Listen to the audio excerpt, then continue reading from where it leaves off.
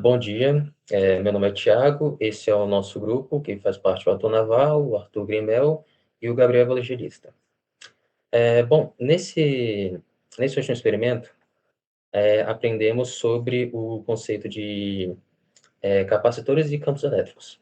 E com isso a gente tem algumas aplicações no mundo real e vemos que é uma área bem abrangente, né? Então vamos aqui ao primeiro experimento, que foi o multiplicador de tensão. Bom, multiplicador de tensão, ele é um circuito que aumenta a tensão, né? E ele funciona com tensão alternada e sem pulsões. O que que significa? A gente, para fazer a nossa fonte, no caso, usamos um sensor piezoelétrico, porque ele gera, né, uns pulsozinhos, e o que a gente usou como base? O capacitor, quando ele está em série, ele é o oposto do resistor, né? Então ele vai dividir. Então ele, quanto mais capacitores, menor teria que ser ele consegue aumentar a tensão, mesmo tendo uma tensão pequena. Então não precisaria de um transformador para fazer uma tensão maior.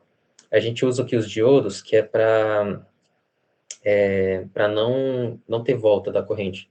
Não, tipo, para ela seguir só um sentido, né? E, bom, no experimento a gente conseguiu, vou ver aqui, ó, conseguimos alcançar um valor bem alto. O piezoelétrico acho que ficou com 0,01, né, volt.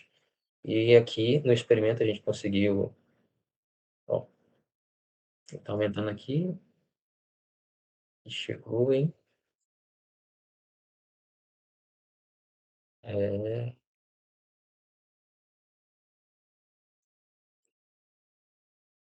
chegou em 10 volts. E poderia ficar mais se aumentássemos o tamanho do nosso circuito, né? Quanto maior ele vai ficando, mais maior ele consegue chegar.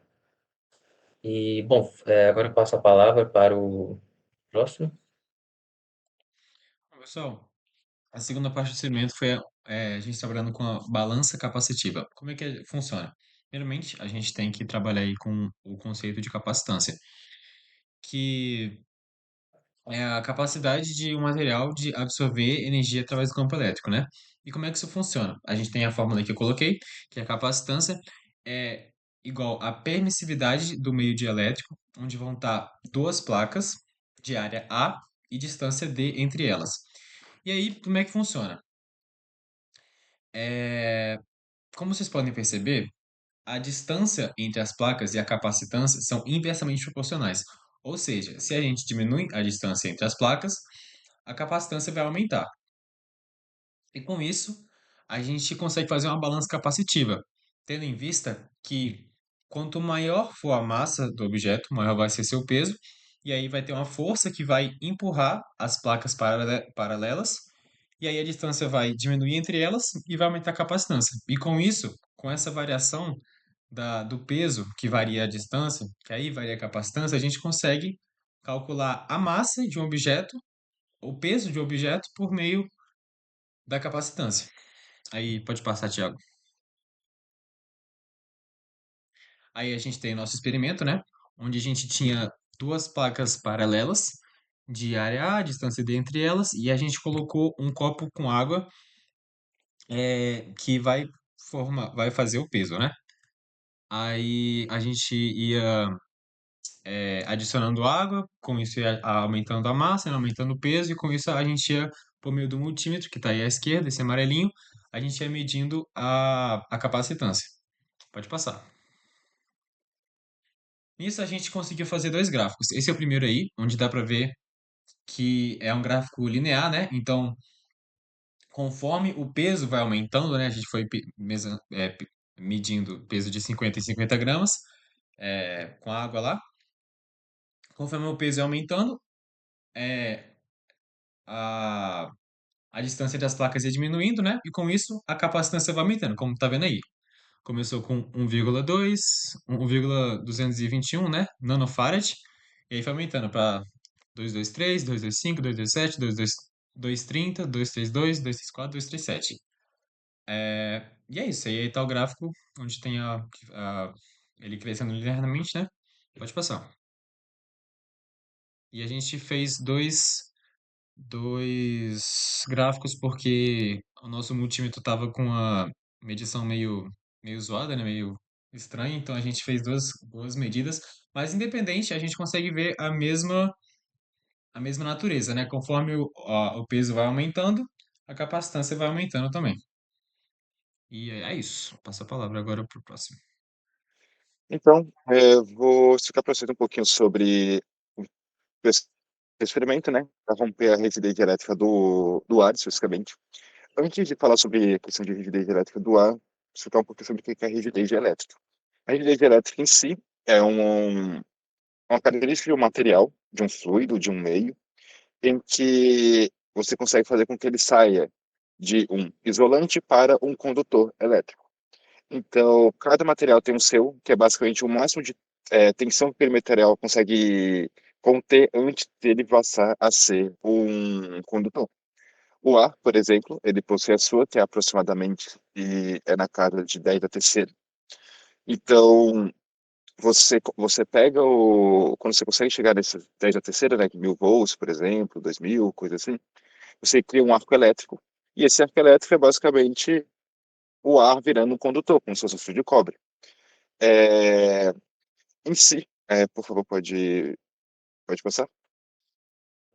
O, o sistema em si, né, ele, como vocês podem ver no primeiro vídeo lá no fundozinho, não precisa tocar o vídeo ainda, ele basicamente é o mesmo sistema usado na alternador de tensão, né, no multiplicador de tensão, em que você possui capacitores e diodos. A diferença é, neste caso, foi necessário utilizar é, diodo, ou, perdão, capacitores cerâmicos. O porquê? Você tinha que ter uma maior quantidade de armazenamento de tensão, sem com que os capacitores estourassem. Agora eu passo a palavra para o Arthur em si, né? A montagem foi a mesma, foi duas linhas em paralelo, ligadas pelo diodo, ou, duas linhas de série, ligadas pelo diodo em paralelo. Eu passo para o Arthur para ele explicar um pouquinho mais sobre o funcionamento em si desse arco elétrico e como ele afeta no experimento como um todo. Então, a gente montou esse experimento. Você tem uma alta tensão, né, Gabriel, que é gerada entre os terminais, que ali no vídeo dá para ver, são dois parafusos, eles estão muito próximos entre si, e quando você tem essa descarga de alta tensão, você gera um arco, né, e a gente colocou duas, não sei se dá para ver da plate, Thiago, que são duas antenas, né, que a gente colocou folhas de papel alumínio na ponta, então quando tem essa descarga, ele capta como se fosse uma antena mesmo, nessa descarga, a distância, né, não está em contato, e ele acende o LED que a gente colocou ali na frente, né, que dá para ver no vídeo, no segundo vídeo, ali, acho que dá para ver o LED, né, ali. Tem a descarga, ela capta pelas abas, né, de papel alumínio, e dá para ver um pontinho de acender um pontinho do LED. Mostra a transferência a parte da transferência de energia sem contato, né, só tá muito próximo. Que eu lembro que a gente até comentou, né, Gabriel, dos pisos que estão fazendo, que as pessoas andam e conseguem, com o movimento, acumular energia em baterias, que a gente tinha até comentado. Então, não sei se vocês estão conseguindo ver no segundo vídeo, dá para ver ele não tá no LED, na pontinha. Ele acende, né? Ó, a gente devia ter apagado a luz, a gente quando gravou o vídeo, mas dá para ver, né? Então, pode passar. Boa tarde a todos, meu nome é Thiago Ribeiro. Hoje eu vou fazer aqui uma, uma simulação, né, de linhas de campo elétrico para duas cargas pontiformes, certo?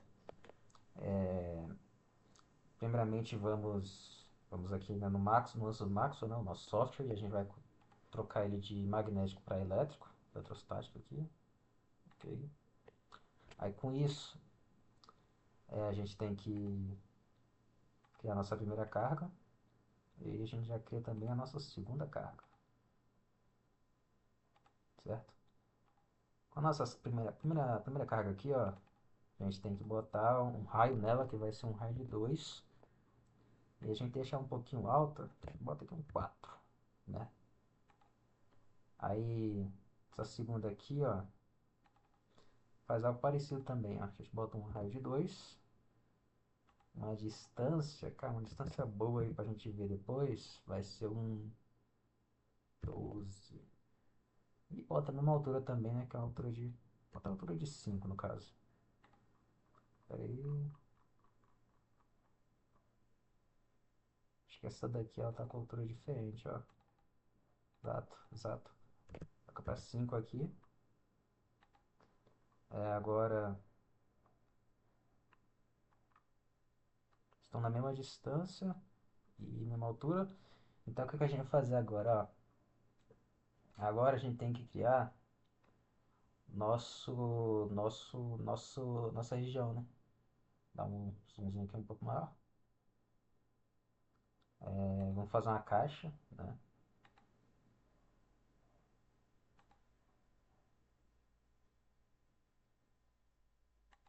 Vamos ver se deu certo. Tá, vamos dar aqui aquela...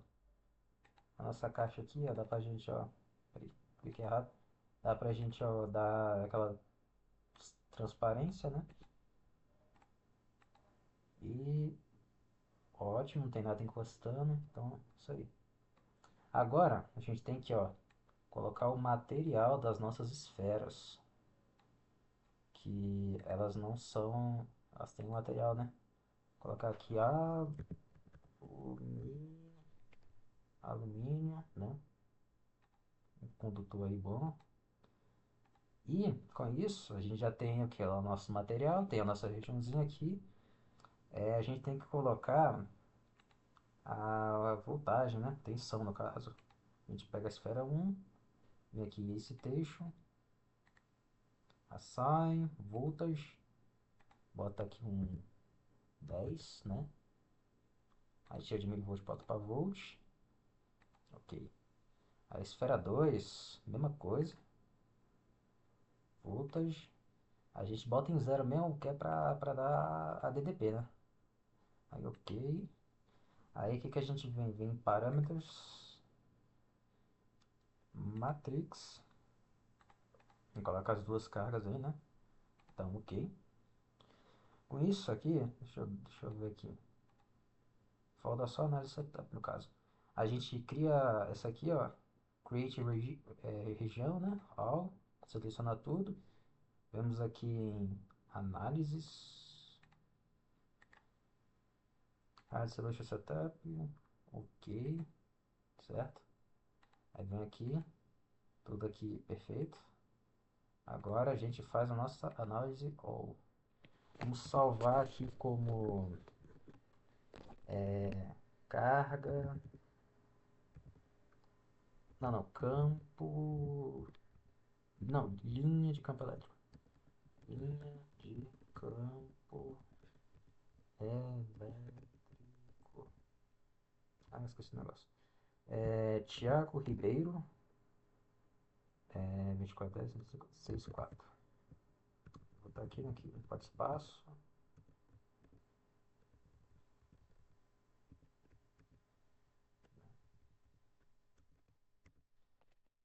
Aí, sal.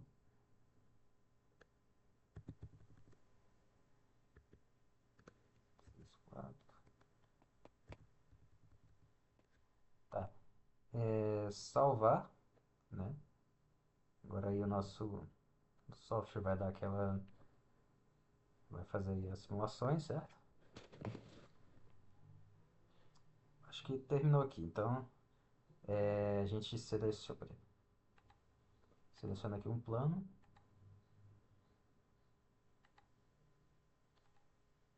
Isso aqui é bom, isso aqui é bom. Aí, fio vermelho, fio e vector. Objects. Isso aí. Bom, aqui podemos ver certinho como fica nosso campo elétrico, né?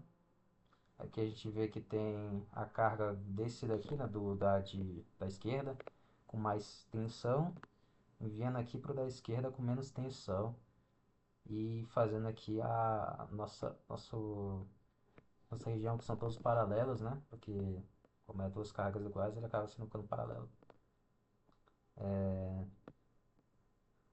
Isso daí, isso foi essa parte. Obrigado pela apresentação, pela atenção. Primeiramente, bom dia, boa tarde, boa noite. Eu sou o aluno Arthur Navarro e agora eu vou estar fazendo a simulação de duas placas paralelas, a capacitância entre elas, né, para a gente ver o efeito de borda que é gerado. Bom, primeiramente, vamos criar aqui as nossas placas. Não, peraí. Desktop, Maxwell 3D. E vamos colocar aqui a Solution Type Electrostatic. A gente vai trabalhar com eletrostática. Ok? Vamos aqui fazer nossas plaquinhas. Levanta uma.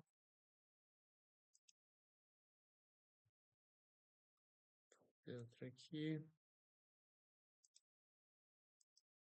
Levantou duas. E outra aqui. Levantou três. Tá.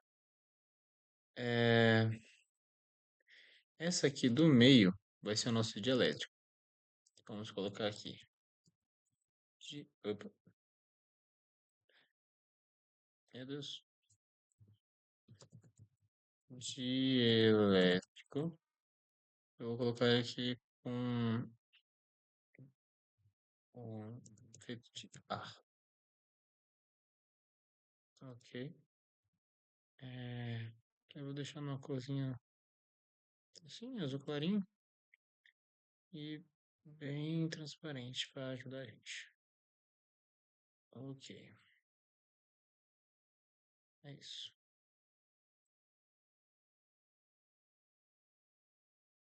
Ué.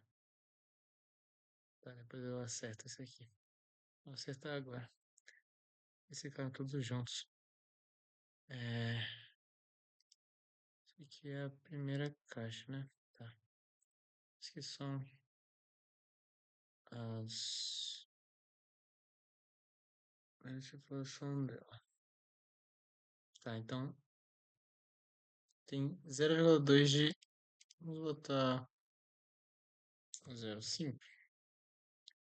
E aí, o nosso dielétrico vai começar...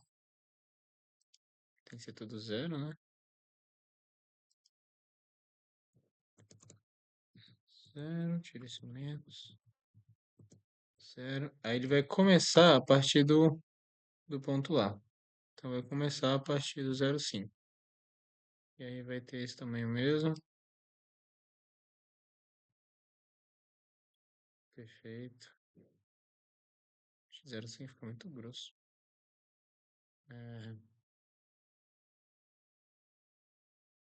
0,2.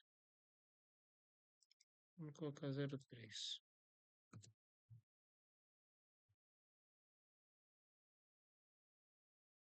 Melhor. Tá. Então aqui a gente coloca 0,3. Aí a gente... Não, perdão. 0,3. Eu vou colocar 0,1 aqui, vai ficar bem... Não, tá bom. Não vai importar. Perfeito. Aí aqui... Última caixa vai ser a última placa, né? Aí eu vou colocar tudo zero, né? 0, 0, 0. Mas aqui eu vou começar a partir de lá em cima. Então vai ser 0,5. Não, 0,3 da placa mais 0,2. Então vai ser 0,5. Vai ser 0,3 de grossura, né? Para ficar igual a outra placa. Perfeito. Ok. Agora eu vou mudar a cor. Deixa bonitinho, né? Já. Não era para ser tão transparente, não. Tá no ponto 5. Não, 0.3. Tá.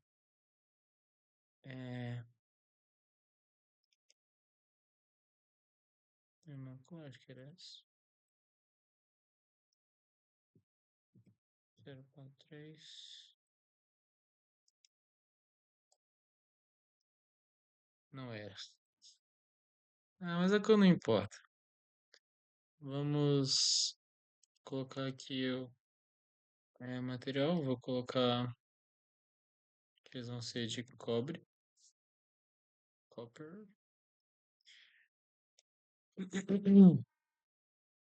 Perfeito. Agora a gente vai para a região. Tá aqui. 15. Hiding. Região.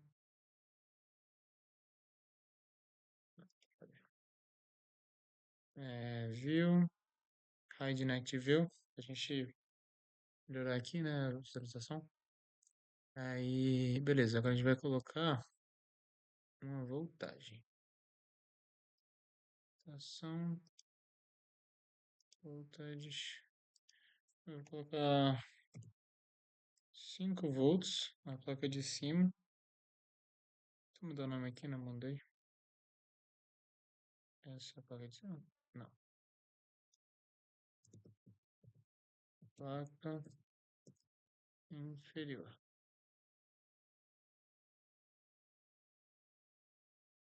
Não importa muito o nome, é só pra... Não importa muito não importa não, mas é só pra deixar bonitinho. Superior.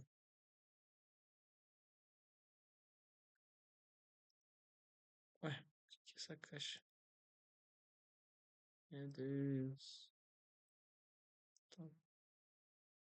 Rapaz. Eu tô assim, né?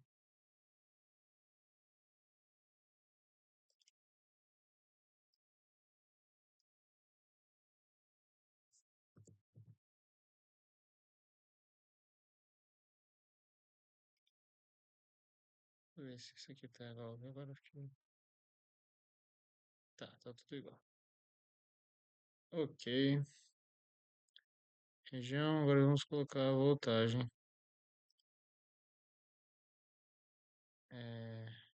Já colocamos, né? Aqui de cima tem 5 volts. Vamos colocar aqui de baixo tem 0 volts. Só mudar aqui para todo em volt. 0 volts. Ok. A gente vai aqui em parâmetros, assign, matrix, coloca as voltagens. Perfeito. Aí vem simulation, setup, 10, ok. E validate, tudo certinho. Analyze. Aqui em AN, minhas iniciais, né? Arthur Navarro, 32 os dois últimos números da minha matrícula. Tá borda. Não importa o nome, só para salvar aqui. A gente vai analisar o efeito de borda, né? Só esperar agora.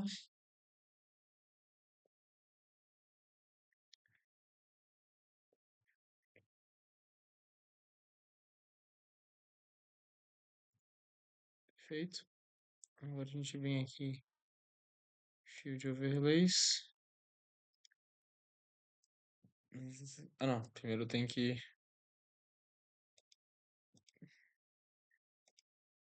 usar esse campo. Isso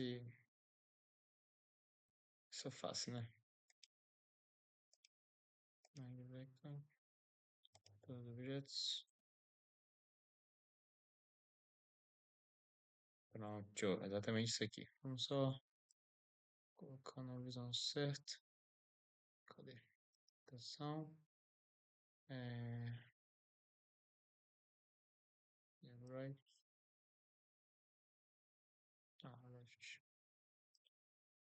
Left.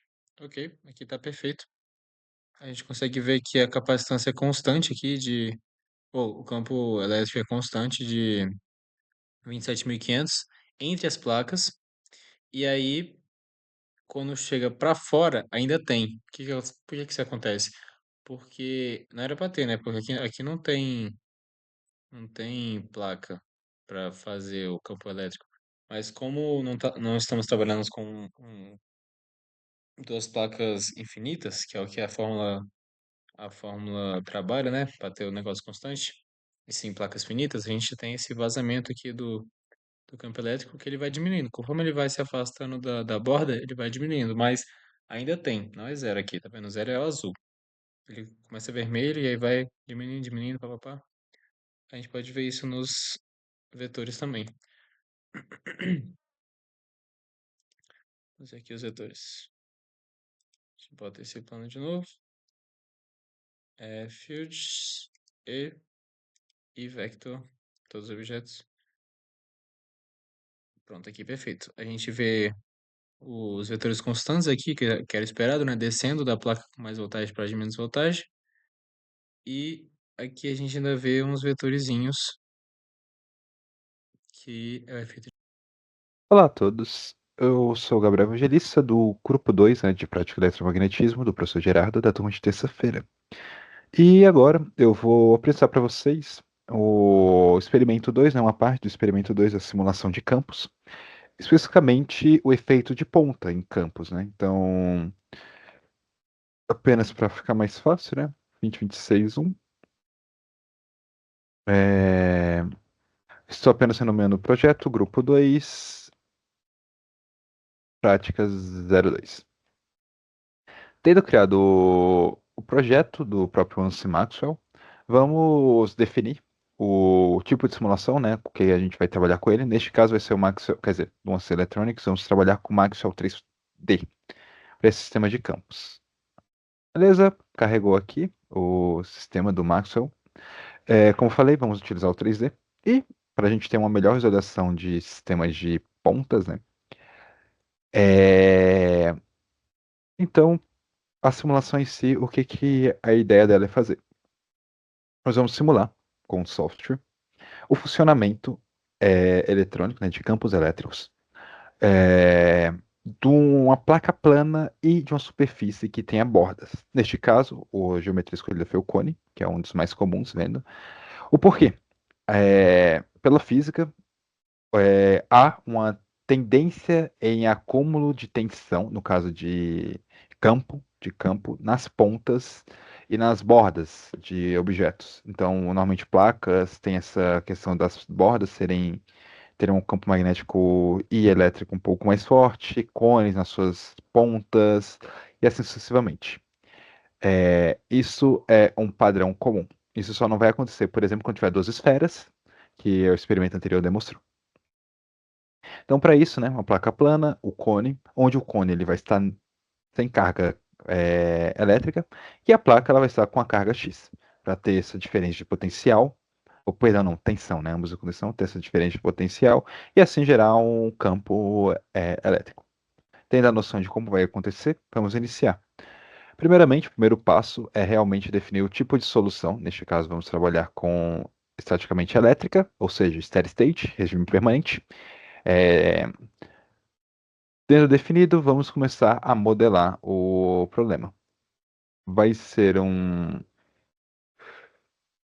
cone de tamanho arbitrário. Este cone aqui foi definido como. Está aqui, né? Cone 1, ok, ok, ok.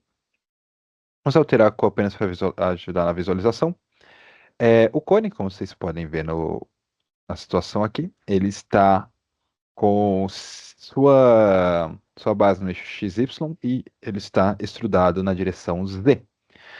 Para ficar um pouco mais fácil a visualização, né, e a gente conseguir trabalhar no sistema onde quiser, vai ser sempre a altura, e eu quero saber como é o funcionamento desta ponta aqui, né, que nessa visão ele tem ponta nos três lados, mas na verdade ele é circular aqui e aqui é a ponta, né, como vocês podem ver.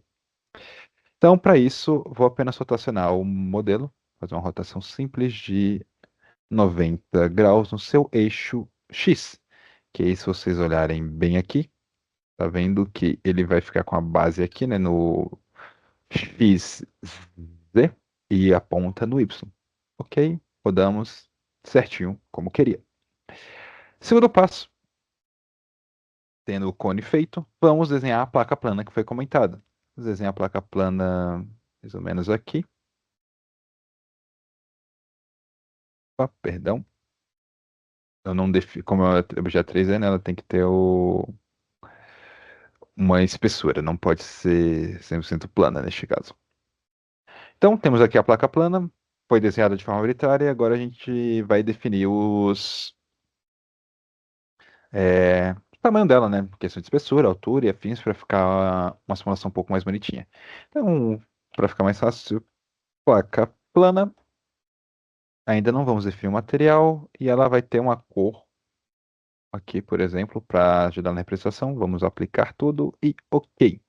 Então aqui, né, nós temos a nossa placa plana e o nosso cone, que vai ser onde vai ter a atenuação de campo nessa extremidade aqui que a gente vai ver lá na frente. Tá vendo que ainda não está alinhado, né? Tá meio estranho aqui, então vamos dar uma mexidinha aqui. Vamos, bonitinho. Pá, pá, pá. Certo. Ok, desculpa. Tá. Então, tendo aqui a noção, vamos organizar você aqui na placa plana e alterar seu tamanho. Ela tá 333 tudo em milímetros, né? Então vamos definir ela como 5, 5 e o Z dela vamos colocar como 0,1. Aqui, ou Z não, perdão, o Y. O Y neste caso é a espessura da placa. Aplicar. Ok. Então, como podem ver, né? Ela aumentou, tá 555. Ótimo. Agora, outra coisa que a gente tem que fazer agora é conseguir alinhar ela com o cone. Para fazer isso, a gente vai vir nesse sistema aqui de cartesiano. É, Como ela está 4, 4, vamos colocar aqui 2 e aqui menos 2 no Z. Apply, ok. Opa, ela foi pro lado, então quer dizer. Deixa eu mudar aqui. Vamos ver você. Ótimo. Agora sim, perdão. Ali eu havia esqueci de colocar o menos. Beleza, então aqui a gente tem, né? Como vocês podem ver, a ponta, a placa, tudo perfeito. Vamos dar uma melhoradinha nesse cone que eu estou achando ele um pouquinho estranho. Vamos colocar você como 3 e ótimo, ok, fica um múltiplozinho legal. Ok, ok. Beleza, ótimo. Então nós temos aqui uma base de cone bem mais fina e ele está basicamente 4 vezes mais alto do que sua base, que é a relação da sua base. Isso vai. E ótimo. Agora, tendo definido tudo, vamos olhar na parte lateral, né? Beleza. O ANSYS Maxwell, especificamente, né? A gente, quando vai fazer uma simulação computacional, se considera algumas condições de contornos, que podem ser é, tensões, podem ser materiais, podem ser, se for a parte de estrutura, né? Mecânica, pode ser a parte de é, aceleração, vibração e assim sucessivamente, para simulações computacionais. Neste caso, as nossas condições de contorno vão ser tensão elétrica e outra coisa vai ser o meio que a simulação vai acontecer, já que a gente quer ver o campo gerado neste meio, beleza? Então, para isso, vamos gerar mais um sólido e a obrigação dele é pegar todo o objeto. Então, vocês podem ver, né? Não está pegando tudo aqui, então vamos alterar as suas propriedades. Vamos colocar que ele vai ter 20, 20, 20, então vai ser um cubo de 20, 20, 20. Observação, nós estamos trabalhando com milímetros, então vai ser 20 milímetros, 20 milímetros, 20 milímetros. Vamos aplicar isto, vamos ver como vai ter aqui. Ótimo. Nós temos agora ele aqui. E vamos arrumar essa questão de posição. Eu vou setar tudo como -10. Não, perdão.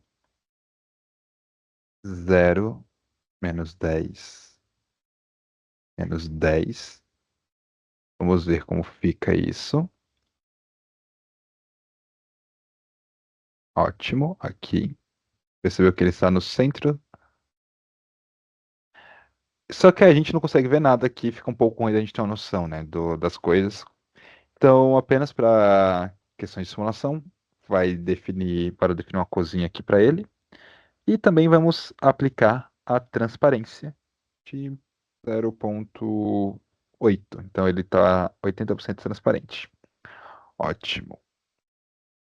Isso aqui, ele ficou um pouco grande no eixo. Nos eixos eu vou dar uma reduzida nessa caixa para 10, 10, 10. Consequentemente, vamos mandar ela descer um pouquinho, né? Ok, ok. Ótimo. E vou mandar você andar aqui menos 2,5. Ótimo, beleza?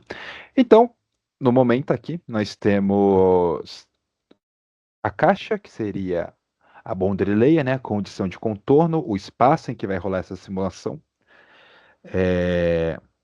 Nós temos a placa e o cone, os três componentes necessários. Outra condição de contorno que temos que definir são os materiais. O campo em si ele vai acontecer no vácuo, vamos definir como vácuo, mas a placa perdão, o campo vai acontecer no vácuo, mas a placa e o cone eles precisam de outros materiais para a gente conseguir ter uma melhor visualização. Para essa simulação, né, especificamente, a gente vai definir o alumínio. O motivo para isso, né, nomear aqui como condição de contorno apenas para ter uma melhor organização. O motivo disso é porque o alumínio é um material bem utilizado na indústria e em várias e várias áreas, desde estrutural, na parte eletrônica e afins. Então ele foi escolhido para dar o assign no material, né? Definir qual material vamos usar. A gente vem aqui, edita o material, ele vai abrir a biblioteca. E nesse caso, como eu falei, alumínio.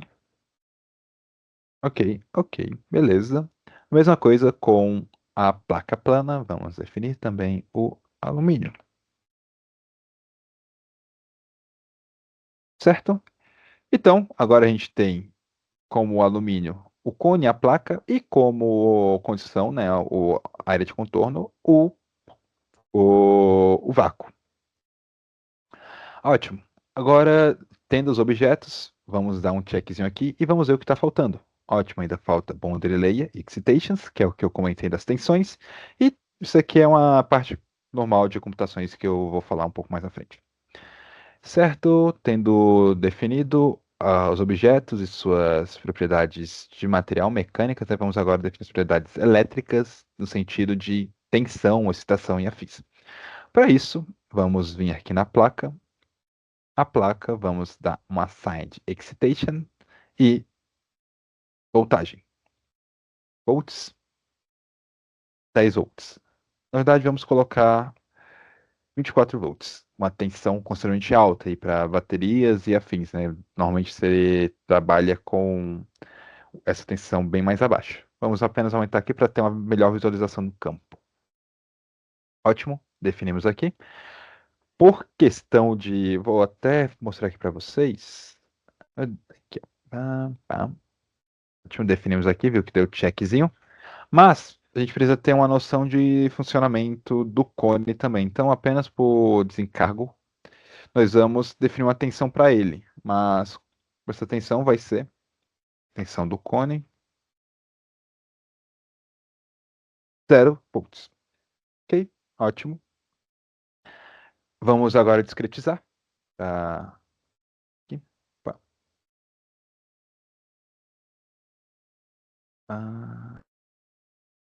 Calma aí, ok, ok, certo, certo.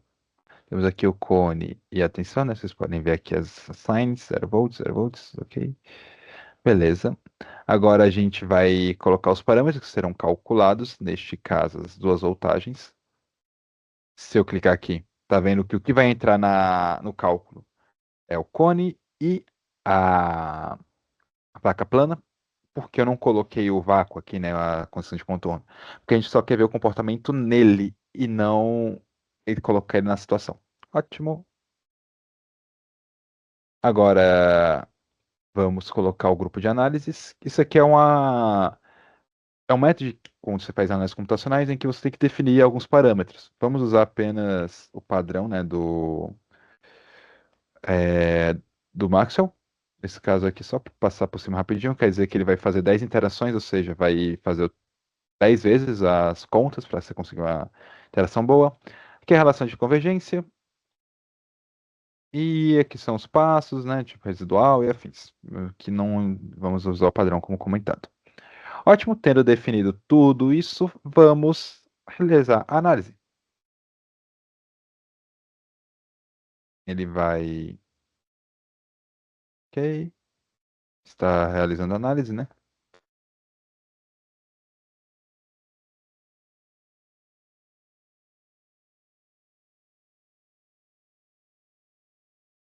Sete passos, 8 passos, faltam mais 2.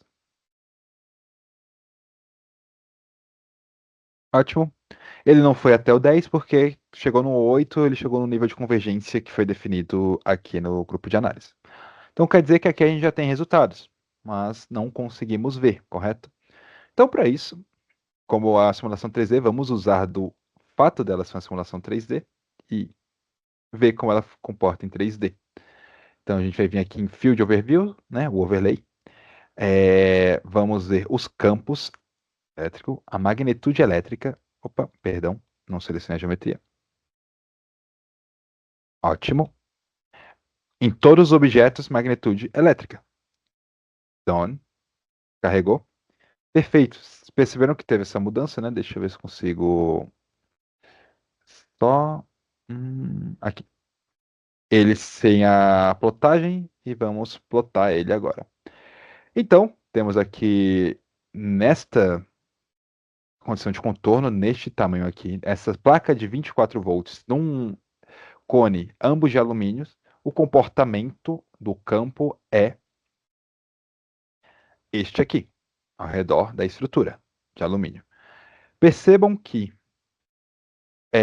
pela intensidade, né, desse gráfico de cores, né, que tem aqui no canto, sendo azul a menor intensidade do campo e a vermelho a maior intensidade do campo, sendo aqui a intensidade média do campo, né, fazendo essa variação de cores. Como vocês podem perceber, no corpo, né, nessa parte aqui do corpo e afins, ele se mantém azul, nessa parte aqui de 5.6, 2.8 elevado à quarta, né, potência. Mais ou menos aqui. Vocês conseguem ver, né, da questão de cor do campo. Só que se vocês perceberem, inicialmente, calma aí.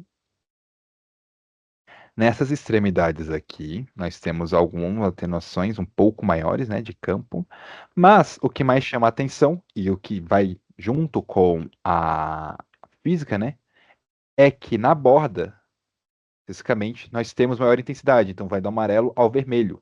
Isso quer dizer o quê?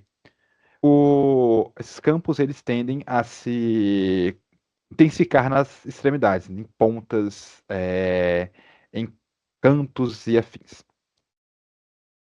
Certo? Opa, perdão. Então, aqui, né, o campo em si. Vamos também agora plotar, selecionar o field, o vetor magnético em todos os objetos, done. Para melhorar a visualização, vou tirar a visibilidade de você. Então, aqui é o comportamento, né, do campo. Vocês podem ver que ele vem para cá. O funcionamento do campo, né, sai de todos os lados, fica preso no condição de contorno que a gente definiu. Então, essa é a função da condição de contorno, para ele não extrapolar para outros lugares, para se ter um campo. Mas, se vocês olharem aqui, a direção em si, ele. Oh, perdão. Então ele segue essa direção Essa direção, né? De saindo, indo e ficando preso na boundary layer. Vamos tirar os vetores, vamos voltar à intensidade de campo. E é isso. Então, gente, essa é a parte, né, que representa a questão de efeitos de borda e de campo. mostrando que sim, na extremidade melhora, né? Ou melhora não, quer dizer, tem um aumento de tensão, ou de tensão não, de campo elétrico. E caso vocês queiram, né, tenham interesse de brincar e afins, também tem outras formas, por exemplo, vamos dizer que agora eu quero mudar o material da placa aqui, não vai ser mais do cone, não vai ser mais isso, ele vai ser agora gold. Material muito bom condutor, usado principalmente em eletrônica quando necessita. Vamos ver como vai funcionar isso. Então, vamos realizar novamente a análise.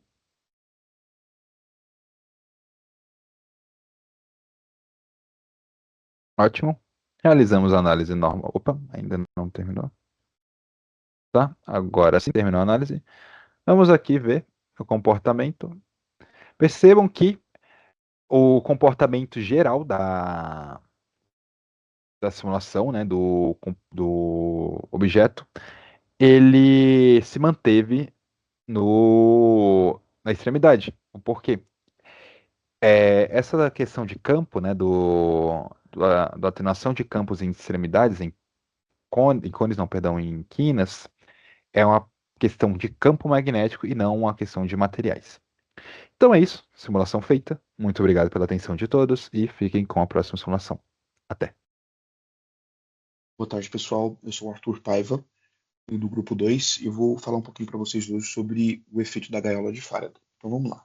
A gaiola de Faraday ela é um invólucro de metal, metal condutor, que ele é utilizado para blindar o interior de interferência eletromagnética externa. Então, por exemplo, se você tem um forno micro-ondas, ele aquece a comida através de indução eletromagnética, as partículas de água da comida, elas se aquecem. Então, ao redor do forno, a gente tem um invólucro de metal, uma tampa que tem uma mecha de metal, que ela, quando você fecha a tampa do micro-ondas, forma, né, um invólucro, um espaço que tem uma malha de metal ao redor. Então, essas ondas internas, essa onda que o próprio micro-ondas gera, ela fica presa no espaço do micro-ondas, então nada escapa. Então, o princípio da gaiola de Faraday, na verdade, é uma blindagem eletrostática, né? Então, tem esse nome porque foi conduzido um experimento por Michael Faraday em 1836, né? Ele construiu uma câmara metálica, colocou dentro dela vários instrumentos, como eletroscópios, né? Que eles mostram a presença de campo ali ao redor para verificar esse comportamento, né? Quando você tinha um carregamento externo da câmara, né? Elétrico. Então, ele demonstrou que essa malha, ela condutora, essa malha eletrizada, né? Ela possui um campo nulo no interior dessa malha. Então, quando você tem ação externa, esse campo dessa malha externa se reorganiza, os elétrons se posicionam, né?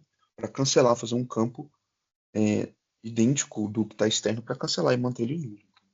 Você acaba transformando o interior estaticamente nulo, como nessa imagem aqui. Então, você tem a atuação do campo externo, as cargas que se reorganizam aqui, né?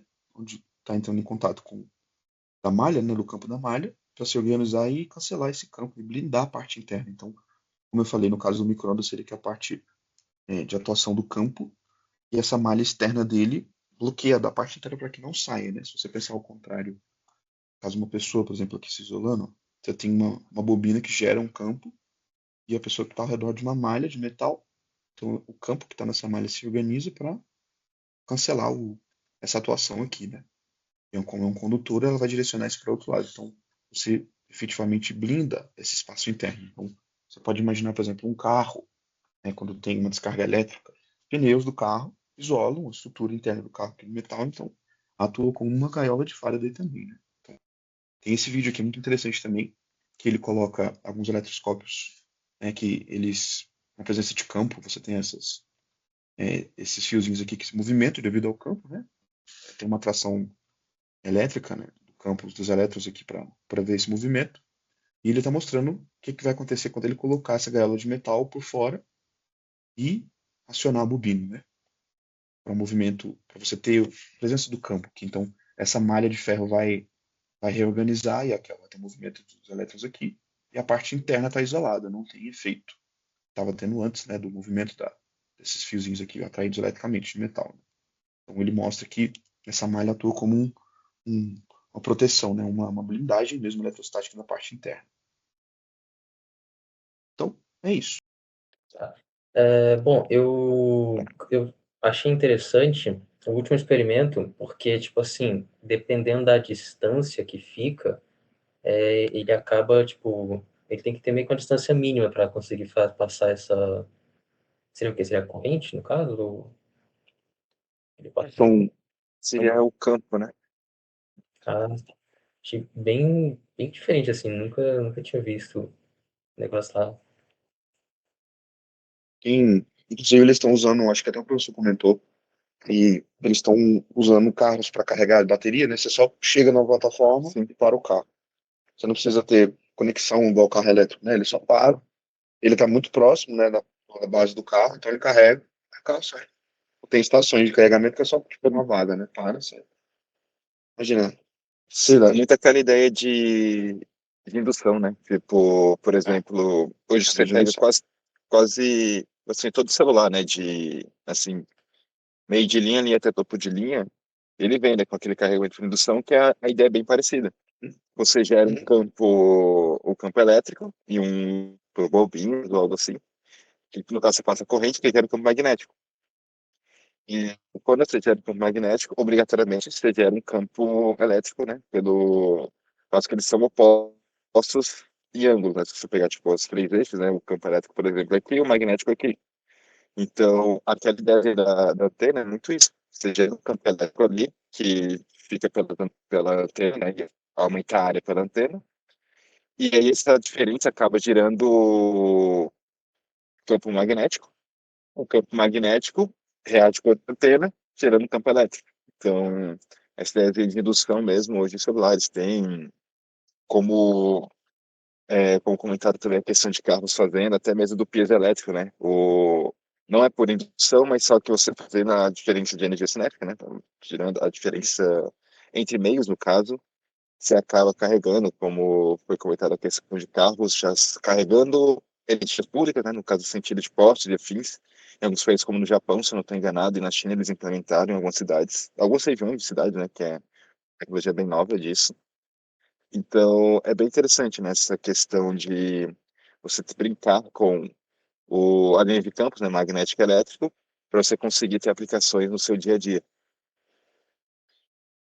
Aproveitar sempre sistemas com menos perda, né? Como um carregador, tinha esse antigo do celular, então é bem mais eficiente, né?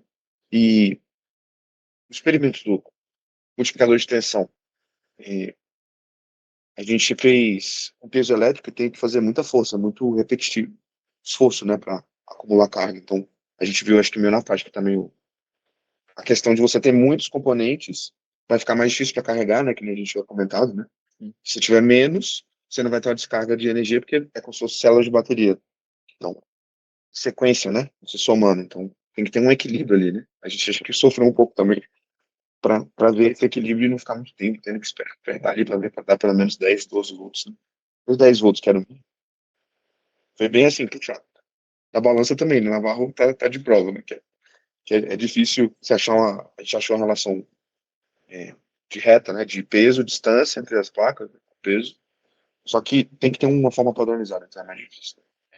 Foi muito complicado a questão da balança, porque a gente estava trabalhando com mudança de picofarad, porque como eu mostrei É, no gráfico anterior, os dados que a gente encontrou era 1,2, isso era constante, e aí o que mudava era depois do 2, né? Era 1,223, 1,224 nanofarads, ou seja, o que mudava era muito pouco.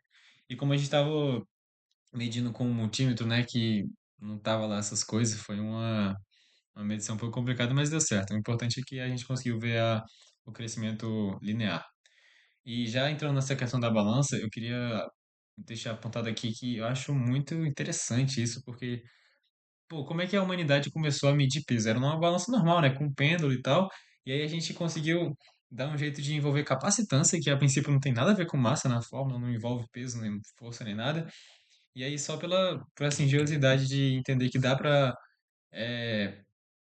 ver a mudança da capacitância pela diferença da distância que é formada pelo peso, isso para mim, tipo, é incrível. E é tão interessante que, além da balança, né, da questão da capacitância, a gente pode percebi essa função dessa questão de pressionar uma placa para aproximar no celular, né? Assim que funciona o touch e tudo mais, que a gente toca aqui na tela e aí a gente não vê, né? Porque é pequena, mas o celular consegue perceber a pressão que a gente faz e aí muda a distância entre as placas e aí percebe a capacitância e isso que dá os comandos. Isso é muito interessante. Hum, hum. E quem já usou aquelas telinhas ou de multimídia de cabo, o mais antigo, que era difícil, às vezes você apertava, não respondia bem, era justamente porque essa dinâmica não estava muito bem afinada, né, de distância de placa. Que é o que dá a resposta, né, das telas, de interagir, do touch, né, no começo. Isso é muito presente, né, esse, esse conteúdo, esse tema no dia a dia. Tudo. É isso. Mais alguma observação, gente? Uma coisa que tinha pra ficar. Eu, interessante, e eu achei muito legal que, tipo assim, falando mais ali do multiplicador de tensão, eu achei legal que, tipo, a gente fez ele várias vezes e toda vez dava errado. Aí, depois que a gente foi ver que, tipo assim, no negócio lá, no esquemático que o professor passou, ele tinha muito diodo que voltava para evitar que a corrente voltasse, né? Só que, tipo assim, a gente fazia isso e aí dava ou mau contato, ou tipo, ele fazia, às vezes, o contrário. Ao invés de, tipo, aumentar a tensão, ele diminuía. Então, tipo assim, aí depois que a gente tirou e colocou menos, e fez algo mais simples, né? E aí sim que a gente conseguiu multiplicar. Então, é interessante essa ideia. Porque deu muito obstáculo na montagem, né, que os resultados não saíam para um erro de montagem, né, a ideia estava certa. Bom, acho que isso, Gabriel, mais alguma coisa? Por favor? Não, só mesmo comentar que prática é muito isso, né? Tentativa e erro muitas vezes. A teoria até pode saber, mas colocar ele no dia a dia às vezes não sai como queremos. Aí é assim que vai pegando experiência e vai melhorando. É, é. É Sim. isso. Então, fechamos. Muito obrigado a todo mundo que ouviu a gente até aqui. Nós somos o grupo 2. 2, né? Eu nunca lembro. É um ou dois. Sim, todos. Grupo 2 da turma do professor Grupo Gerardo, 2. de prática de eletromagnetismo. E vemos vocês na próxima. Tchau, tchau.